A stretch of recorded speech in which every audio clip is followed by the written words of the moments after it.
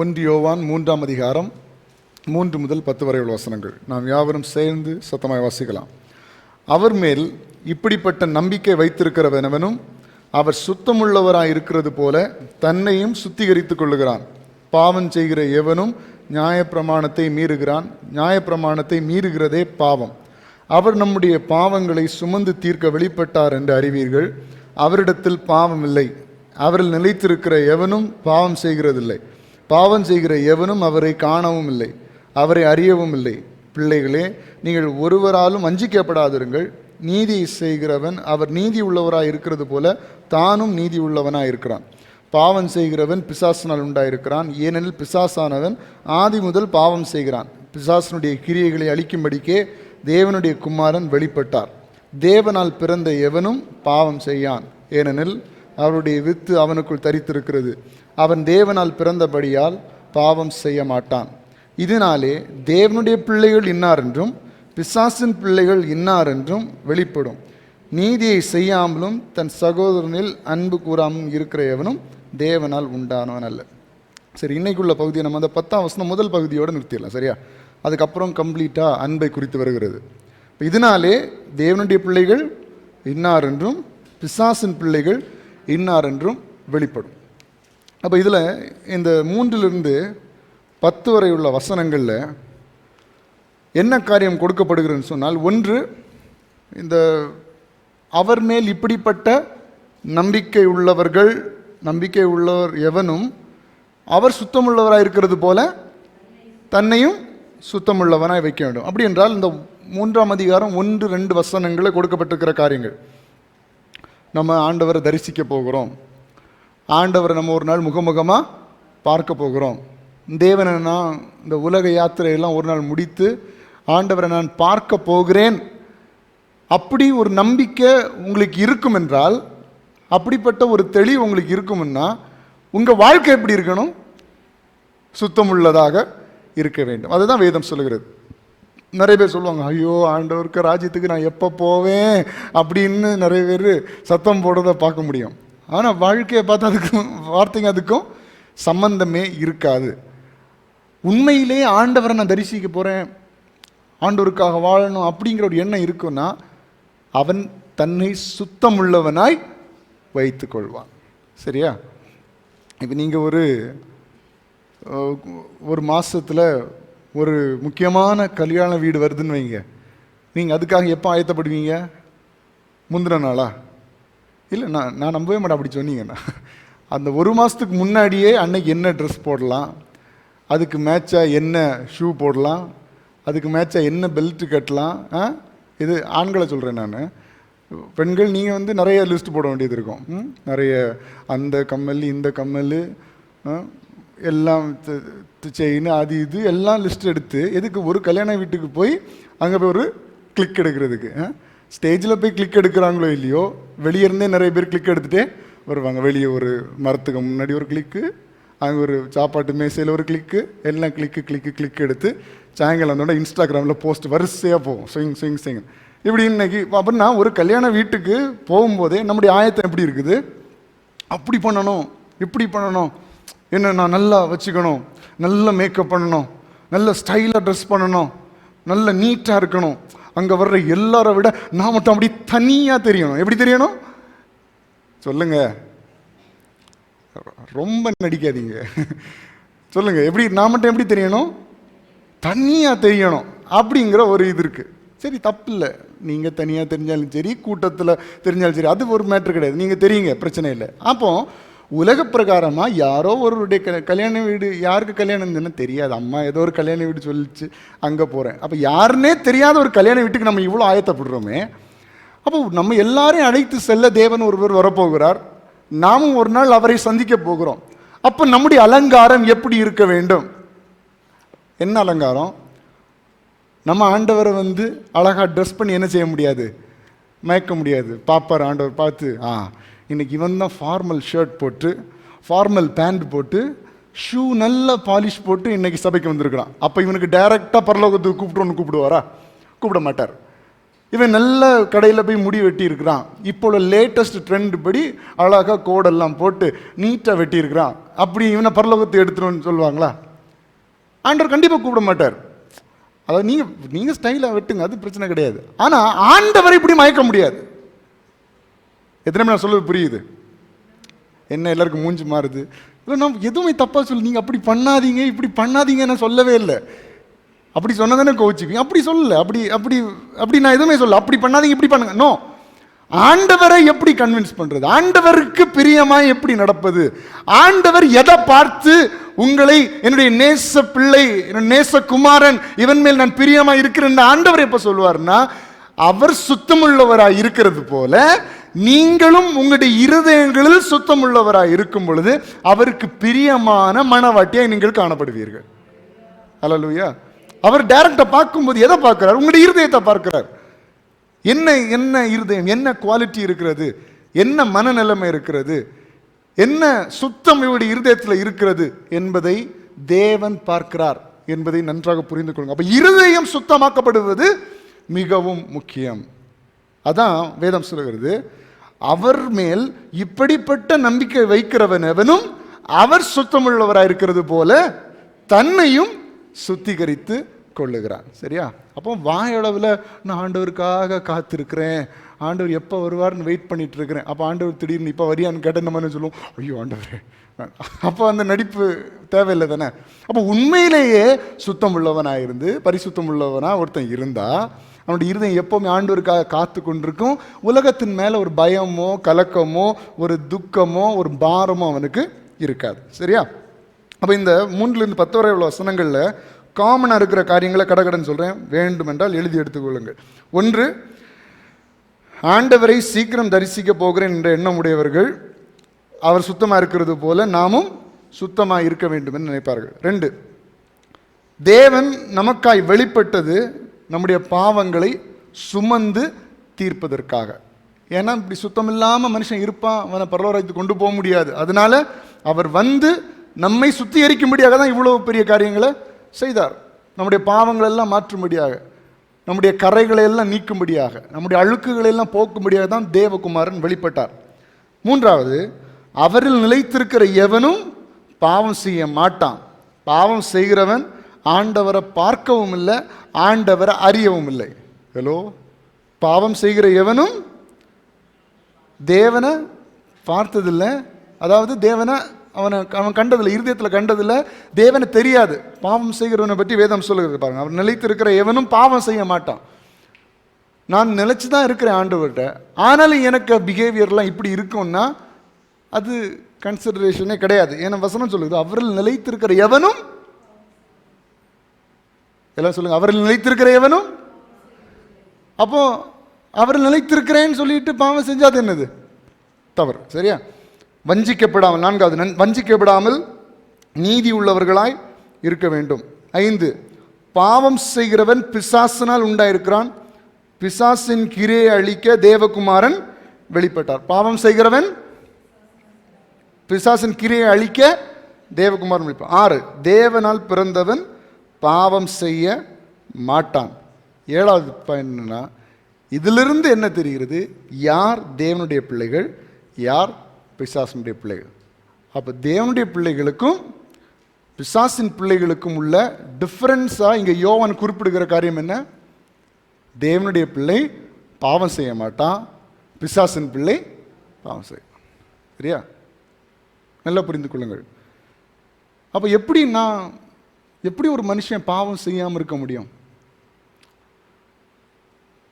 நமக்கு சொல்லப்பட்டிருக்கிறதுல என்ன, ஒரு மனுஷன் பாவம் செய்யாமல் இருக்கவே முடியாது. அப்போ அதான் வேதவசனம் சொல்கிறது, ஒவ்வொரு நிமிடமும் ஒவ்வொரு நாளும் நம்மை நாம் கிறிஸ்துவின் இரத்தத்தால் நம்மை சுத்திகரிக்க வேண்டும்.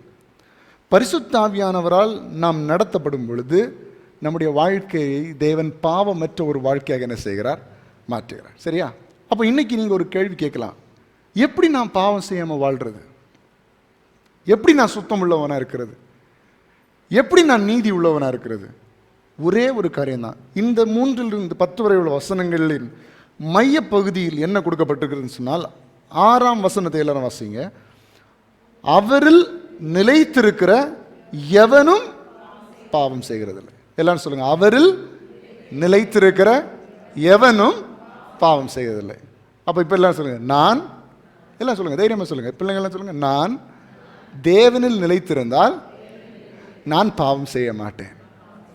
நான் தேவனில் நிலைத்திருந்தால் பாவம் செய்ய மாட்டேன். ஹல்லேலூயா. அப்போ நம்ம பாவம் செய்கிறவன் பிசாசினால் உண்டாயிருக்கிறான். பாவம் செய்கிறவன் தேவனால் உண்டானவன் அல்ல.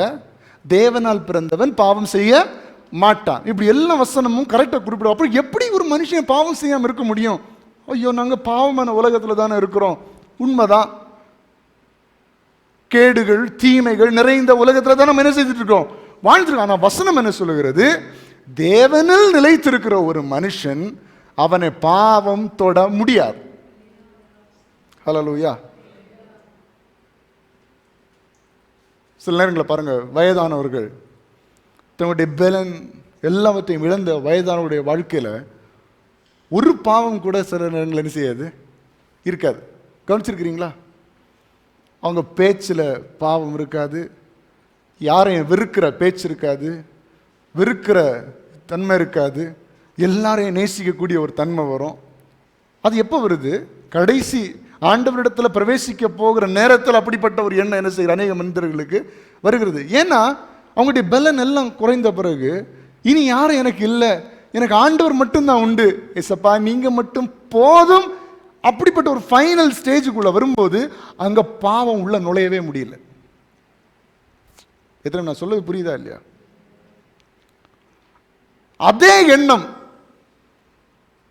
அதே நினைப்பு இப்போ வாலிபர்களா இருக்கிற உங்களுக்கு, பலத்தோடு இருக்கிற உங்களுக்கு, பணத்தோடு இருக்கிற உங்களுக்கு வருமானால் உங்களால் பாவம் செய்ய முடியாது.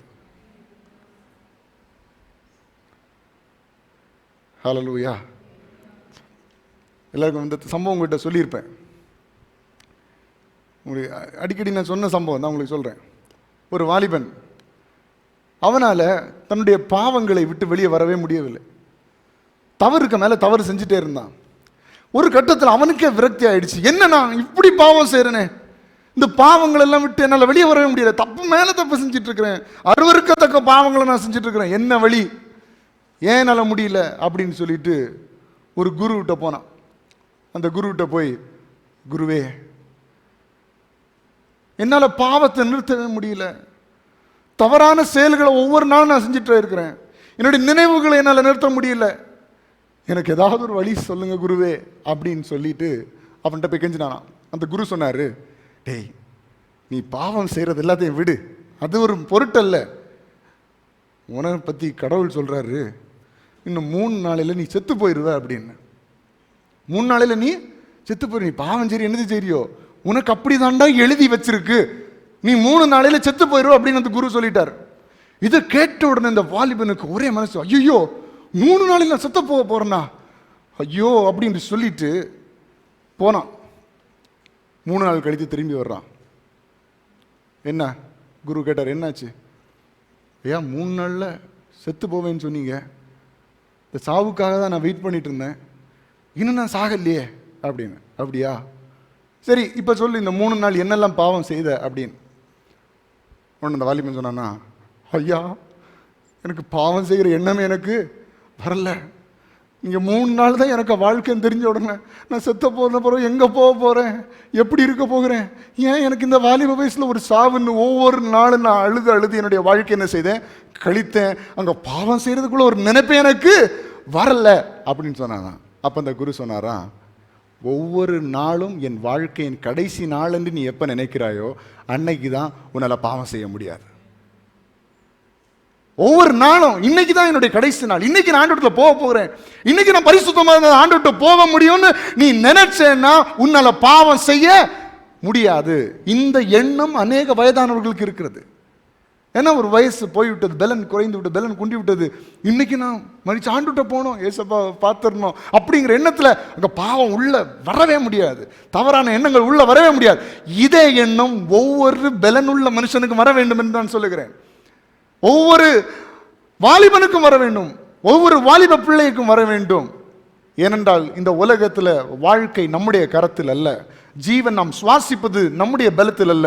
ஜீவனையும் சுவாசத்தையும் தந்தது தேவன். அப்ப இந்த வசனம் சொல்லுகிறது, தேவனில் நிலைத்திருக்கிற ஒரு மனுஷனும் பாவம் செய்ய முடியாது. இப்ப சொல்லுங்க, பாவம் உலகத்தில் தானே இருக்கிறீங்க, பாவம் செய்யாம வாழ முடியுமா முடியாதா? முடியுமா முடியாதா? முடியும். தண்ணீர் நிறைந்த ஒரு குளத்தில் ஒரு தாமரையினுடைய இலை மிதந்து கொண்டிருக்கும். ஆனால் அந்த தாமரை இலையின் மேல ஒரு சொட்டு தண்ணீர் கூட அதில் நிலைத்து நிற்காது. அப்படி தன்மை அப்படிப்பட்டது. மிதந்துட்டு இருக்கிறது எங்க மிதந்துட்டு இருக்குது? தண்ணியில. ஆனா எவ்வளவு தண்ணி நீங்க மேல அந்த தாமரை இலையின் மேல ஊற்றினாலும் ஒரு சொட்டு நீர் கூட அந்த இலையின் மேல் தங்காது. இதே போலதான் நம்ம வாழ்க்கையும். பாவ சேற்றில் நம்ம வாழ்ந்து கொண்டிருந்தாலும், அதாவது பாவம் நிறைந்த உலகத்தில் வாழ்ந்து கொண்டிருந்தாலும், ஒரு தாமரை இலையை போல உன் வாழ்க்கை கர்த்தருடைய அபிஷேகத்தினால, கர்த்தருடைய வல்லமையினால, அவருடைய இரக்கத்தினால, அவரில் நிலைத்திருக்கிற அனுபவத்தோடு உன் வாழ்க்கை இருக்குமானால், எவ்வளவு பெரிய பாவம் நிறைந்த, இருள் நிறைந்த, தீமை நிறைந்த உன் வாழ்க்கை இருந்து கொண்டிருந்தாலும் அங்க ஒரு பாவம் கூட உன் மேல ஒட்டாதபடிக்கு என் தேவன் காத்துக்கொள்வார். ஹல்லேலூயா. அழுக்கில் தான் இருக்கிறோம், அழுக்கில் தான் வாழ போறோம், இருள் நிறைந்த உலகத்தில் தான் வாழ போகிறோம். ஆனால் இந்த அழுக்கில் ஒரு சுத்தம் நமக்கு இருக்கிறது, இந்த இருளில் ஒரு வெளிச்சம் நமக்கு இருக்கிறது. உங்களுடைய விலையேறப்பெற்ற சர்டிபிகேட்ஸ் வச்சிருப்பீங்க, எல்லாத்தையும் லேமினேட் பண்ணுவீங்க. எதுக்காக? இந்த மேலே லேமினேட் பண்ணிட்டேன்னா எந்த அழுக்கில் கொண்டு வச்சாலும் அந்த அழுக்கு என் சர்டிபிகேட்டில் படாது. இதே போல தான் உங்கள் வாழ்க்கையை நீங்கள் கர்த்தருடைய பிரசன்னத்தினால லேமினேட் பண்ண வேண்டும், மூடி இருக்க வேண்டும். அவரில் நிலைத்திருக்கிற அனுபவம் உங்களை அப்படியே பொதிந்து பாதுகாத்துக் கொள்ளும். எந்த பாவம் உங்களை தொடாதபடிக்கு கர்த்தர் உங்களை பாதுகாத்துக் கொள்வார்.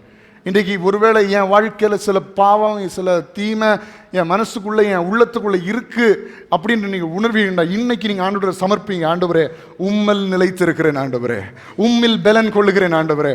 பாவத்தில் ஒருவேளை நான் பலவீனனா இருக்கலாம், ஆனால் நீர் என்னை பலப்படுத்துவீர், பாவத்திலிருந்து வெளியே வர எனக்கு கிருபை செய்வீர். ஹல்லேலூயா. அப்ப இந்த 3 to 10 வரை உள்ள வசனங்கள்ல காமனா இருக்கிறது என்ன? நிலைத்திருக்கிற தன்மை. அப்ப நிலைத்திருந்தால் சுத்தமா இருப்பான், நிலைத்திருந்தால் பாவம் செய்ய மாட்டான், நிலைத்திருந்தா வஞ்சிக்கப்பட மாட்டான், நிலைத்திருந்தா நீதி உள்ளவனா இருப்பான். நிலைத்திருப்பானே ஆனால் அவன் பிசாசினால் உண்டானவன் அல்ல, நிலைத்திருந்தால் அவன் தேவனால் பிறந்தவன். அல்லேலூயா. நிலைத்திருந்தா சுத்தமா இருப்பான், நிலைத்திருந்தால் பாவம் செய்ய மாட்டான், நிலைத்திருந்தால் வஞ்சிக்கப்பட மாட்டான். ஹலோ, ஐயோ என்ன அப்படி நைஸாக ஏமாத்திட்டாங்க அப்படின்னா ஆண்டவர்கிட்ட நிலைத்திருந்த ஆண்டவர் என்ன செய்ய மாட்டார், விட மாட்டார். அன்னைக்கு ஒரு ஃப்ரெண்டு சொல்கிறான், டேய் நான் அப்படி குடி பழக்கம்லாம் எனக்கு கிடையாதுடா, எனக்கு 4-5 ஃப்ரெண்ட்ஸை சேர்ந்து இழுத்துட்டு போய் எனக்கு ஊற்றி கொடுத்துட்டாங்க, நான் என்ன செய்தேன், குடிச்சிட்டேன். டேய், யாரை ஏமாத்த பார்க்குறேன்? நீ ஆண்டவரில் நிறைச்சிருந்தா ஒன்று அங்கே போகவே விட மாட்டார். உனக்கு ஆசையில் தான் நீ போய் விழுந்திருக்க, உனக்கு ஆசையில் தான் நீ போய் விழுந்திருக்க. இல்லைன்னா நீ ஒன்று ஆண்டவர் அப்படி ஒன்று ஐயோ அப்படி போட்டுன்னு அப்படி ஒன்று விட மாட்டார் ஆண்டவர். அவரில் நிலைத்திருக்கிற எவனையும் பிசாசும் பாவமும் தொடவே முடியாது. அதான் வசனம், அவரில் நிலைத்திருக்கிறவனை பாவம் மேற்கொள்வது இல்லை. உலகத்துக்கும் தேவனுடைய பிள்ளைங்க ஒரு வித்தியாசம் உண்டு, நல்லா புரிஞ்சுக்கோங்க. உலகத்துக்கும் தேவனுடைய பிள்ளைகளுக்கு ஒரு வித்தியாசம் கண்டிப்பா உண்டு. உங்களை நீங்களே சோதி தெரியணும், அந்த வித்தியாசம் என் வாழ்க்கையில் இருக்கா, இல்லை அவனுங்களை மாதிரியே நான் இருக்கேனா, கொஞ்சம் யோசிச்சு பார்க்கணும். சரியா? யாரும் பெற்றோர் சொல்ல வேண்டியதில்லை, ஊழியக்காரர்கள் சொல்ல வேண்டியதில்லை, நம்மளே சிந்திக்கணும். என்னுடைய கேரக்டரில், என்னுடைய ஆக்டிவிட்டீஸில் உலகத்தானுக்கும் எனக்கும் வித்தியாசம் இருக்கிறதா என்பதை நாம் சிந்தித்து பார்க்க வேண்டும். ஏன்னா தேவனில் நிலைத்திருக்கிறவன் வஞ்சிக்கப்பட மாட்டான். எல்லாரும் சொல்லுங்க, தேவனில் நிலைத்திருந்தால் நம்ம வஞ்சிக்கப்பட மாட்டோம். அடுத்தது, தேவனில் நிலைத்திருந்தால் நீதி உள்ளவனாய் இருப்போம். தேவனில் நிலைத்திருக்கிறவன் பிசாசினால் உண்டானவன் அல்ல, தேவனில் நிலைத்திருக்கிறவன் தேவனால் பிறந்தவன். 1 யோவான் 5:4. 1 யோவான் 5:4.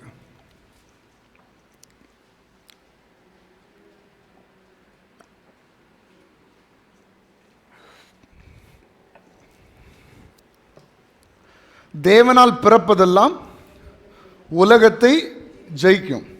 நம்முடைய விசுவாசமே உலகத்தை ஜெயிக்கிற ஜெயம். உலகத்தில் என்னெல்லாம் இருக்கு? நம்ம இப்போ இவ்வளோ நேரம் பார்த்தது போல பாவம் உலகத்தில் நிறைந்திருக்கிறது, சாபங்கள் உலகத்தில் நிறைந்திருக்கிறது, வியாதிகள் உலகத்தில் நிறைந்திருக்கிறது. ஆமாவா இல்லையா? வியாதிகள் முதலாக மனுஷனுடைய சரீரம் எப்பொழுது அழிவை பார்க்க துவங்கினது சொல்லுங்க பார்க்கலாம். வேதாகமத்தில் முதலாக மனிதனுடைய சரீரம் எப்பொழுது அழிவை பார்க்க ஆரம்பித்தது?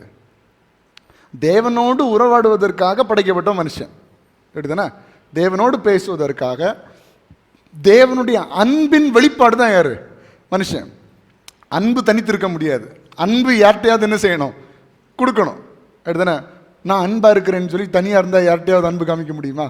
முடியாது. அன்பு யார்கிட்டையாவது போகணும். நான் என்னுடைய பெற்றோர் இடத்துல அன்பு காண்பிக்கணும், என்னுடைய சகோதர இடத்துல அன்பு காண்பிக்கணும், என்னுடைய கூட வசிக்கிறவர்கள் இடத்துல அன்பு காண்பிக்கணும், கூட இருக்கிற பிள்ளைகள்கிட்ட நான் என்ன செய்யணும்? அன்பு அன்பு என்பது ஒரு தனிப்பட்ட நபர்கிட்ட இருக்க முடியாது. நல்லா புரிஞ்சுக்கோங்க. அது அன்பு என்பது இன்னும் ஒரு இடத்துல அது பகிரப்பட வேண்டிய ஒரு காரியம். அன்பு இருந்தா நான் எனக்குள்ளதெல்லாம் என்ன செய்வேன்? கொடுப்பேன். அன்பு இருந்தா என்னுடைய ஆகாரத்தை பகிர்ந்து கொள்வேன். அன்பு இருந்தா என்னிடத்தில் இருக்கிற பணங்கள் என்ன செய்யும்? மற்றவர்கள் தேவைப்படும் போது போகும். அன்பு இருந்தா அங்க ஒரு ஷேரிங் நடக்கும். அப்ப அன்பு என்பது தனிப்பட்ட வாழ்க்கை, தனிப்பட்ட ஒரு மனுஷனுடைய வாழ்க்கையில் இருக்க முடியாது. இப்ப தேவன் அன்பா இருக்கிறார். எப்படி காண்பிக்கிறது?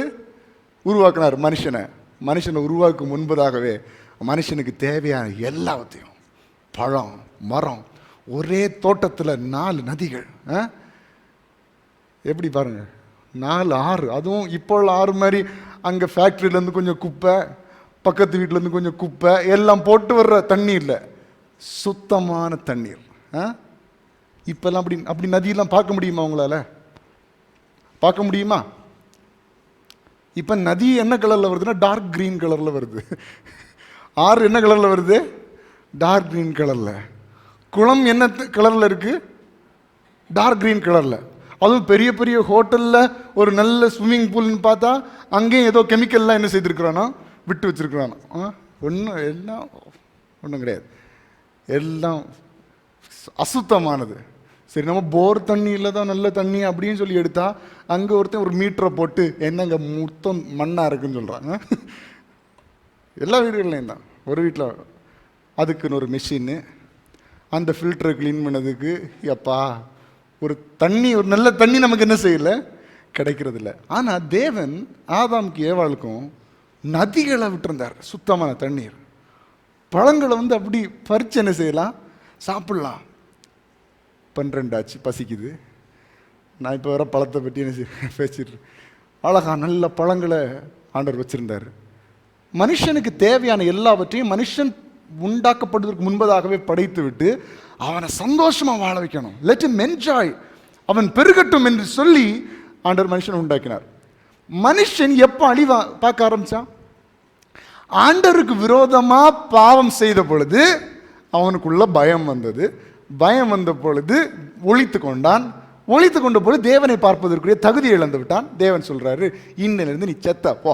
சாவு என்ன செய்துச்சு? ஆரம்பிச்சிருச்சு. வருடங்கள் போக போக மனுஷன் தன்னுடைய சரீரங்கள் என்ன செய்து விட்டது? அழிந்து போக ஆரம்பித்து விட்டது. இப்படி தான் முதலாக மனுஷனுடைய வாழ்க்கையில் வியாதி வர ஆரம்பிக்குது. வியாதினா என்ன? ஏதோ ஒரு பகுதி செயலிழக்கிறது, அதான் என்னது வியாதி. சுகர்னா என்னது? ஏதோ ஒரு பகுதி செயல் இருந்ததுனால இன்சுலின் சுரக்க மாட்டேங்குது. சுகர் அங்கே 350, 400, 500, திடீர்னு ஒரு சைடில் இப்படி கொட்டி பிடிச்சிருது. என்னாச்சு? ஐயோ சுகர் வந்துருச்சு, ப்ரெஷர் வந்துருச்சு. என்ன காரணம்னா ஏதோ ஒரு உறுப்பு என்ன செய்து விட்டது? டேமேஜ் ஆகிவிட்டது. எல்லாருக்கும் இந்த பிரச்சனை இருக்கும், சரியா? எல்லாருக்குமே இந்த மாதிரி பலவீனங்கள், வியாதிகள்லாம் வருகிறது. என்ன காரணம்னா ஏதோ ஒரு உறுப்பு சரியாக செயல்படவில்லை, அதுதான் வியாதிகளுக்கு காரணம். அப்போது ஆதாம் ஏவாள் ஆண்டவருக்கு பிரியம் இல்லாமல் மாறின பொழுது அவர்களை மரணம் ஆளுகை செய்து விட்டது, சரீரங்கள் அழிய ஆரம்பித்து விட்டது. அப்போ இன்னைக்கும் நம்ம வாழ்க்கையில் பலவீனங்கள், இப்போ ஆண்டவர் எப்படி வச்சா எல்லா மனுஷனுக்கும் ஒரு முடிவு உண்டு. இந்த சரீரம் அழியும், ஆனால் அழியாத ஒரு சரீரத்தை தேவன் நமக்காக வைத்திருக்கிறார். ஆனால் இந்த பூமியில கர்த்தர் வைத்திருக்கிற நாள் வரைக்கும் சுகத்தோடு பலத்தோடு வாழ்வதே கர்த்தருடைய சித்தம். மோசே கர்த்தருடைய ஊழியத்தை செய்தான். அவன் தேவனுடைய சமூகத்துக்கு போவது வரைக்கும் சுகத்தோடு பலத்தோடு வாழ்ந்தான். வேதவசனம் சொல்லுகிறது, முதிர் வயதிலும் நீ கனி கொடுத்து புஷ்டியும் பசுமையுமாய் இருப்பாய் என்று வேதவசனம் சொல்லுகிறது. அப்போ உலகத்தில் பலவீனங்கள் அதுக்கு காரணம் என்னன்னு பார்த்தீங்கன்னா பாவம் தான். சரியா? அப்போ பாவத்தினால தான் பலவீனங்கள் வருகிறது. அப்போ இந்த உலகத்தை ஜெயிக்கிற ஜெயம் என்றால் இந்த வியாதிகளையும் இந்த பாவத்தையும் இந்த சாபத்தையும் இந்த தரித்திரத்தையும் நம்மால் ஜெயிக்க முடிய வேண்டும். நம்மால் ஜெயிக்க முடியும். அதான் வேதவசனம் சொல்லுகிறது, தேவனால் பிறப்பதெல்லாம் உலகத்தை ஜெயிக்கும். இந்த வார்த்தை உண்மையாயிருந்தால் இதை விசுவாசிக்கிற உங்களுக்கும் எனக்கும் நிச்சயமாய் நம்முடைய வாழ்க்கையில் நடக்கும் என்பதில் எந்த சந்தேகமும் இல்லை. தேவனுடைய வார்த்தை ஆம் என்றும் ஆமேன் என்றும் இருக்கிறது. இந்த ஆம் என்றும் ஆமேன் என்றும் இருக்கிற வார்த்தை இன்னைக்கு நம்மை பார்த்து சொல்லுகிறது, தேவனால் பிறப்பதெல்லாம் உலகத்தை ஜெயிக்கும். நம்முடைய விசுவாசமே உலகத்தை ஜெயிக்கிற ஜெயம். அப்ப இந்த உலகத்தில் பாவம் இருப்பது உண்மையானால், நான் தேவனால் பிறந்தவனாய் இருந்தால் நான் இந்த பாவத்தை ஜெயிப்பேன். இந்த உலகத்தில் சாபம் இருக்கிறது உண்மை. நான் தேவனால் பிறந்தவனானால் இந்த உலகத்தில் இருக்கிற சாபங்களை நான் ஜெயிப்பேன். இந்த உலகத்தில் வியாதிகளும் பலவீனங்களும் கஷ்டங்களும் இருக்கிறது சொன்னால், நான் தேவனால் பிறந்தவனாய் இருந்தால் இந்த உலகத்தில் இருக்கிற வியாதிகளையும் சாபங்களையும் கஷ்டங்களையும் நான் ஜெயிப்பேன். ஏனென்றால் நான் தேவனால் பிறந்தவன், என்னிடத்தில் விசுவாசம் இருக்கிறது. அப்ப தேவனால் பிறப்பதற்கும் நம்முடைய விசுவாசத்திற்கும் ஒரே ரிசல்ட் என்னன்னா, உலகத்தை ஜெயிக்கிற ஜெயம். அப்படின்னா தேவனால் பிறப்பது என்ன? தேவனால் பிறப்பது என்று சொல்லும் பொழுது, நாம் தேவன் மேல் விசுவாசம் வைக்கும் பொழுது நாம் தேவனால் பிறந்தவர்கள், நாம் நிலைநிற்கும் பொழுது தேவனால் பிறந்தவர்கள். அந்த விசுவாசம் இந்த உலகத்தை ஜெயிக்கும். அதை தான் யோவான் சொல்லுகிறார். இந்த உலகத்தில் எல்லாருக்கும் கஷ்டங்கள் இருக்கிறது. ஆனால் நீங்கள் தேவனால் பிறந்தவர்களாக, தேவனுடைய சித்தத்தை செய்து அவர்கள் நிலைத்திருக்கிறவர்களாக நீங்கள் இருந்தால் நிச்சயமாய் உங்களால் உலகத்தை ஜெயிக்க முடியும். அல்லேலூயா. அப்போ தேவனால் பிறப்பது நம்முடைய விசுவாசம், தேவன் மேலுள்ள விசுவாசம். தேவனால் பிறப்பது தேவன் மேலுள்ள விசுவாசம். ரெண்டுக்கு ரிசல்ட் என்னது? உலகத்தை ஜெயிக்கிற ஜெயம். சரியா? அப்போ தேவன் மேல் விசுவாசம் வைக்கும் பொழுது நம்ம அவரில் நிலைத்திருக்கிறோம். அப்போ சுத்தமாக மாறுறோம், பாவம் செய்ய மாட்டோம், தேவனால் பிறக்கிறோம். அப்புறம் நம்முடைய வாழ்க்கையில் கனி உள்ள ஜீவியம் என்ன செய்கிறது? வருகிறது.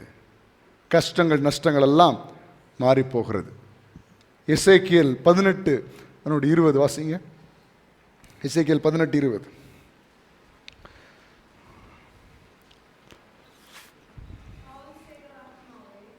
பாவம் செய்கிற ஆத்மாவே சாகும். எல்லாம் நல்லா புரியுங்க. இப்போ நம்ம பேசிட்டு இருந்ததெல்லாம் என்னது? தேவனால் பிறப்பதெல்லாம் உலகத்தை ஜெயிக்கும், உலகத்தையும் பாவத்தையும் எல்லாம் ஜெயிக்கும். ஆனால் பாவம் செய்கிற ஆத்மா சாகும். இது என்னன்னா, இது வெறும் எல்லா மனுஷனுக்கும் சாவு இருக்குது தானே அப்படி நம்ம யோசிப்போம். ஆனால் ஆத்மாவுக்கு மரணம் என்ன செய்யாது? கிடையாது. இந்த சாவு எதை பற்றி சொல்லுகிறதுனா, பாவம் செய்கிற ஆத்மா தேவனை விட்டு வெகு தூரம் போய்விடும். நல்லா புரியுங்க. இன்னைக்கு யார் யார் அப்படிப்பட்ட சூழ்நிலை இருக்கிறது தெரியல. அப்படிப்பட்ட சூழ்நிலை இருக்கிறீங்கன்னா தயவு செஞ்சு ஆண்டவரத்தில் மன்னிப்பு கேட்டு வந்துருங்க. பாவம் செய்யும்போது ஐயோ நான் தவறு செஞ்சுட்டேன், எப்படியாவது வெளியே வரணும் அப்படின்னு இருக்கிறது ஒரு முதல் ஸ்டேஜ்னு வச்சுக்கோங்க. அப்போ இந்த பாவம் செய்ய செய்ய இருதயம் என்ன செய்கிறது? கடினப்படுகிறது. இருதயம் கடினப்பட்ட பிற்பாடு கொஞ்ச நாளைக்கு பிறகு அந்த பாவ பழக்க வழக்கங்கள் ஒரு டெய்லி லைஃப் ஆட்டிடியூட் மாதிரி மாறி விடுகிறது. டெய்லி காலையில் எழும்பி பிரேக்ஃபாஸ்ட் லஞ்சு சாப்பிட்றது போல இந்த பாவ வாழ்க்கையும் ஒரு டெய்லி ஆக்டிவிட்டியான செய்து விடுகிறது, மாறி விடுகிறது. அப்படின்னா பாவம் செய்கிறேன், தப்பு செய்கிறேன் அப்படிங்கிற ஒரு எண்ணமே நமக்கு வரலன்னா நம்முடைய இருதயம் ரொம்ப கடினப்பட்டு விட்டதுன்னு அர்த்தம். ஆண்டவரை விட்டு ரொம்ப தூரம் போயிட்டோம். அதுக்கு என்ன முடிவுன்னா, பாவத்தின் சம்பளம் மரணம். நம்முடைய ஜீவனை சாத்தான் கொண்டு போய் விடுவான், நம்மை நரகத்துக்கு நேராக நம்முடைய வாழ்க்கை போய்விடும் என்பதை நாம் மறந்து விடக்கூடாது. நீங்கள் உங்களுக்கு குற்ற உணர்ச்சி வருதுன்னா கொஞ்சம் சந்தோஷப்படுங்க. பாவம் செய்யும்போது கொஞ்சம் குற்ற உணர்ச்சி வருதுன்னா சந்தோஷப்படுங்க. இன்னும் நீங்கள் ஆண்டவர் விட்டு ரொம்ப தூரம் போகல, இன்றைக்கே திரும்பிடுங்க. ஆண்டவரே எனக்கு குற்ற உணர்வு இருக்குது, நான் தப்பு செய்கிறேன், எனக்கு அது புரியுது அப்படின்னா இன்றைக்கே ஆண்டவர்கிட்ட அறிக்கை செஞ்சு அதுலேருந்து வெளியே வந்துடுங்க. வெளியே வரலைன்னா அதுக்கு பின்விளைவு ரொம்ப பயங்கரமாக இருக்கும்.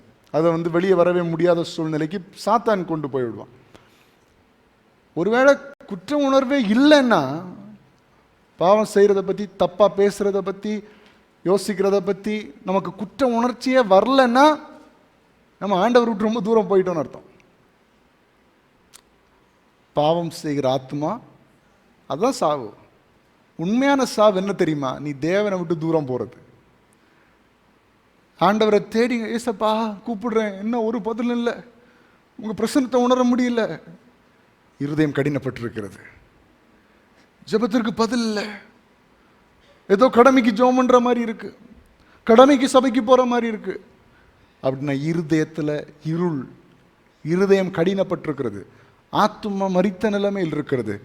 இன்றைக்கு ஆண்டு சொல்லுவாங்க, ஆண்டவரே என் ஆத்மாவை உயிர்ப்பியும் ஆண்டவரே, நான் தூரம் போகக்கூடாது, இருதயம் கடினப்படக்கூடாது. நம்முடைய இருதயம் கடினப்பட்டதுனாலே நம்ம தோற்க ஆரம்பித்து விட்டோம், சாத்தான் ஜெயிக்க ஆரம்பித்து விட்டான் என்ற அர்த்தம். பாவம் செய்கிற ஆத்மாவே சாகும்.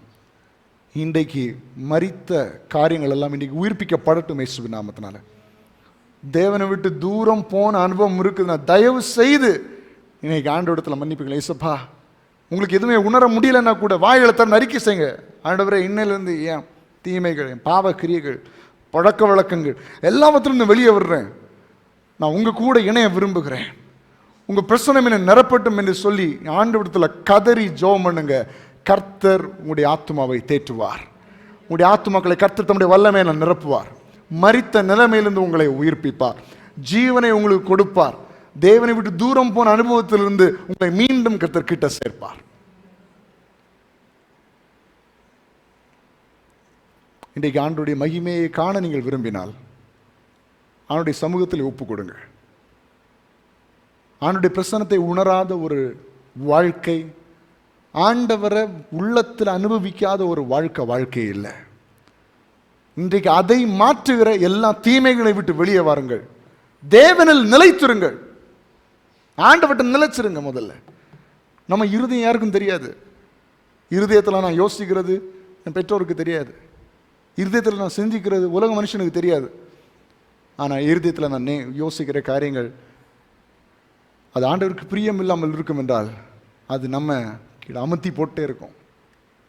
சந்தோஷமாக இருக்க முடியாது. எல்லாரும் சிரித்து சந்தோஷமாக இருப்பாங்க, நம்மளால சந்தோஷமாக இருக்க முடியாது. என்னென்னா இருதயம் கடினப்பட்டு விட்டதுன்ற அர்த்தம். தயவு செய்து இன்றைக்கி வெளியே வாருங்க, ஆண்டவர் உங்களை விடுவிப்பார். இல்லை அப்படி எளிமையாக இருப்போம்.